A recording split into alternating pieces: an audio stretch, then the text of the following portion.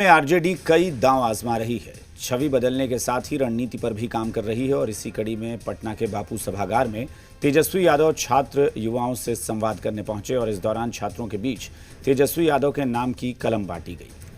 यानी मैसेज साफ है, युवाओं को पढ़ाई और रोजगार के नाम पर साधना है और पार्टी के इमेज को बदलना है। लेकिन आरजेडी की इस रणनीति ने सियासी गलियारे की तपिश को कैसे बढ़ा दिया है, इस रिपोर्ट में।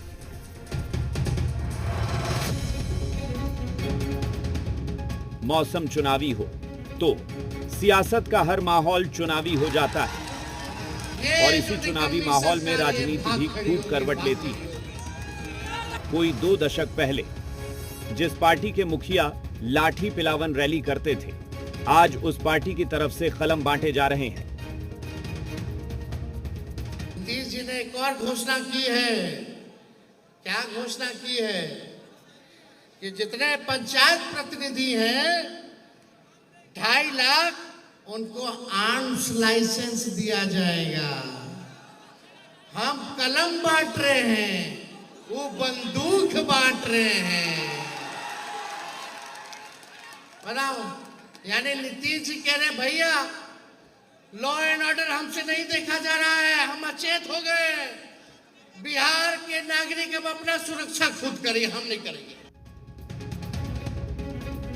युवाओं को तेजस्वी के नाम की कलम दी गई है, मतलब समझ सकते हैं तेजस्वी मैसेज क्या दे रहे हैं।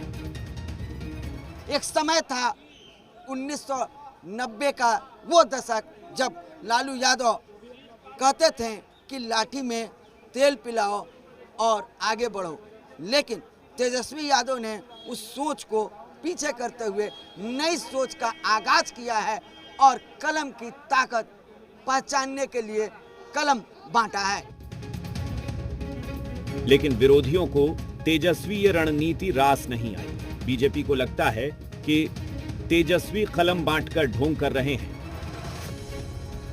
उनके पिताजी ने लाठी बांटा था, तेल पिलाया था, आज कलम का ढोंग कर रहे हैं। खुद अगर कलम संभाले होते समय पर तो आज दूसरे को कलम बांटने के पहले आज आपको कलम बांटने का अधिकार है। आपने तो खुद कलम का त्याग कर दिया था। बीजेपी तो तलवार बांटने वाली पार्टी है, नफरत बांटने वाली पार्टी है। बीजेपी क्या उपदेश और ज्ञान देगी।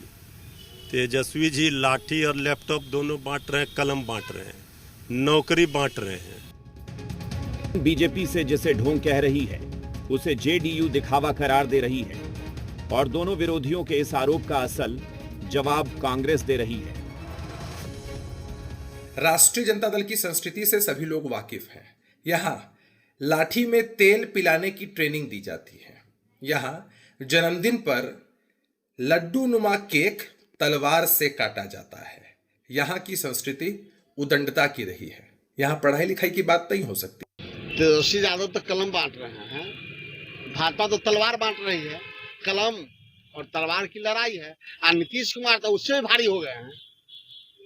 कल पास किया है कैबिनेट से कि अब जनप्रतिनिधि अपनी जान की रक्षा स्वयं करें।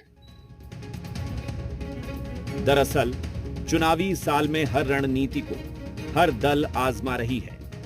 आरजेडी जानती है कि सत्ता में आना है तो मुद्दों की बात करेंगे। छात्रों से संवाद उसी का नतीजा है और इस नतीजे पर एनडीए की भी नजर है। लेकिन वोट पर कितना असर करेगा ये देखना अभी बाकी है। रूपेंद्र श्रीवास्तव, जी मीडिया, पटना।